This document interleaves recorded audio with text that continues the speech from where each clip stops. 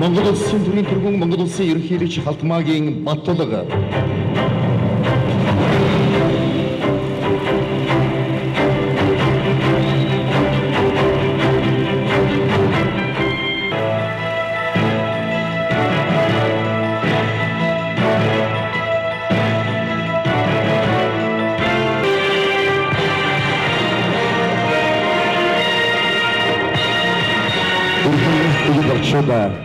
Улс улсын ич төлөөлөгчдийн энэ нарийн гин дэлгэрэндэг олон улсын хүчин нарийн зөвслийг маань хийж бүтээсэн амжилт нийгмийн хөгжил оруулсан хөлнөр олон улсын хүчин нарийн үеийн ажилтны албан хаагчдын бичээс дэлгэрүүлэн Монгол улсын төр сойрхож алтан гацсадгоор төрлөг найрамдсан тань шагналда тодорхон баяр хүргэцгээе.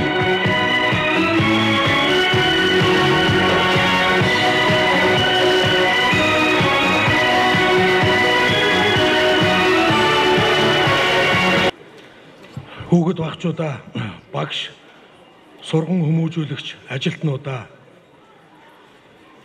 хүндэт төлөөлөгч, зочдоо та бүхэнд олон улсын хүүхдийн найрамдал зохицлогын 40 жилийн он халуун мэндийг хүргье.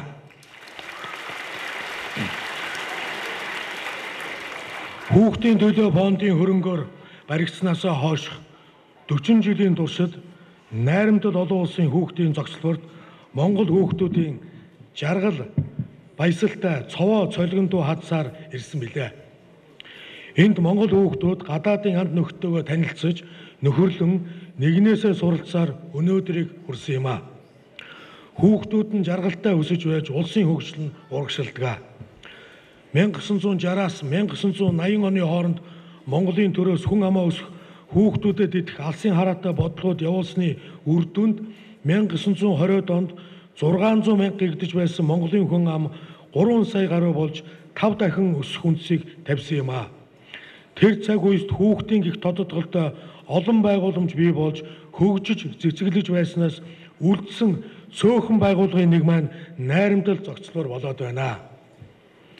Монгол улс орлого багтаа, боломж хомс байхдаа хүүхдүүдийн анхаарлын гадна орхиж байгаагүй юм а. Хүүхэд нэгдүгээр дэх бодлогыг бид ямар ч тохиолдолд хизээж орхиж гэж болохгүй. Олон хүүхдтэй гэрүүлт хүүхдийн мөнгө олгодог болсноор 60-аас 80 онуудад төрөлтийн дэвсгэрэлт явагдаж Монголын бэби бум гэх нэр томьёо бий болж байсан. Монголын төр залгам чанартай байх ёстой юм а. Бид төр засгийнхаа өмнөх сайн туршлагуудыг үг дуугүй хөргөжлүүлэх учиртай. Тийм ч учраас миний зүгээс ямар нэгэн ялварлан гадуурхгүйгээр хүүхэд бүр хүүхдийн мөнгийг олох тухай улсын хурлын тогтоолын төслийг санаачилсан юм а. Хүүхдийн мөнгө бол халамж биш ээ. Цөөн тоотой хүн амаа өсөх уламжлалт бодлого, баялагын тэгш хуваарлах арга хэрэгсэл гэдгийг би энд дахин хэлмээр байна. Бидний цөөхөн монголчууд хүүхдүүдэд ирээдүгээ хайрлах учиртай. Үүнийг 20 дугаар зууны эхэнд сод найрагч Дашдоржийн нацаг дорж маань Монголын өрс маш олон болтгой хэмээн товч тодорхой илэрхийлсэн байдаг. Бидний ирээдүй болсон хүүхдийн төлөөх төрийн бодлого нь хүүхдийн мөнгөөр хязгаарлагдах ёсгүй.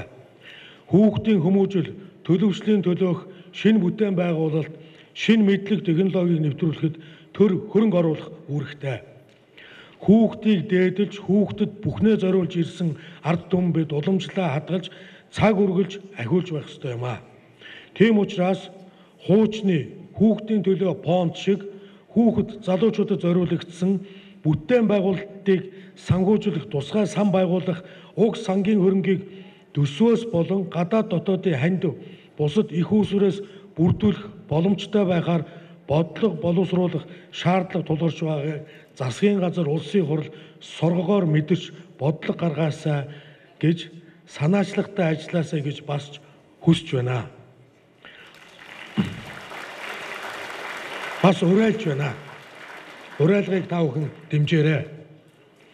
Монголчуудаас өнгөрсөн зуунд хүүхдийн төлөө хийсэн хамгийн том, хамгийн хүртээмжтэй бүтээн байгуулалтын нэг болох найрамдал цуслангийн 40 жилийн ой мэндийг ахин дэвшүүлээд аз жаргал, сайн сайхан бүхнийг та бүхэнд хүсэн өрөөё.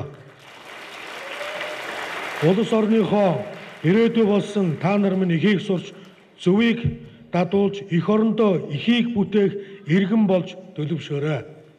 Энэ үйлс зүтгэж байгаа баг сурган хүмүүжүүлэгчтэй бас баярлалаа гэж хэлье.